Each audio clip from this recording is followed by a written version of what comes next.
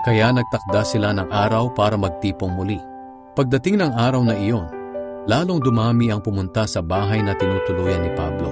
Pinatunayan niya sa kanila ang tungkol sa pag-ahari ng Diyos at ipinaliwanag niya ang tungkol kay Jesus sa pamamagitan ng mga kautusan ni Moises at ng mga isinulat na mga propeta para sumampalataya sila sa kanya.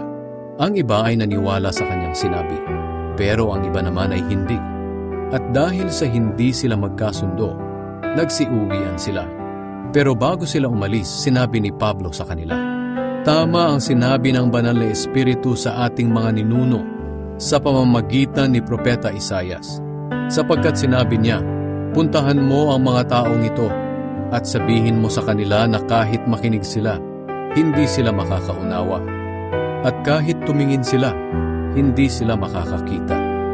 Dahil matigas ang puso ng mga taong ito. Tinakpan nila ang kanilang mga tainga at ipinikit nila ang kanilang mga mata. Dahil baka makakita sila at makarinig at maunawaan nila kung ano ang tama at magbalik loob sila sa akin at pagalingin ko sila."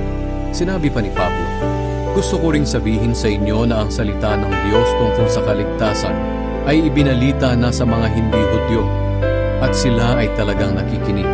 Pagkasabi nito ni Pablo, nag-uwian ang mga Hudyo na mainit na nagtatalo. Sa loob ng 2 taon, nanatili si Pablo sa bahay na kanyang inuupahan at tinanggap niya ang lahat ng dumadalaw sa kanya.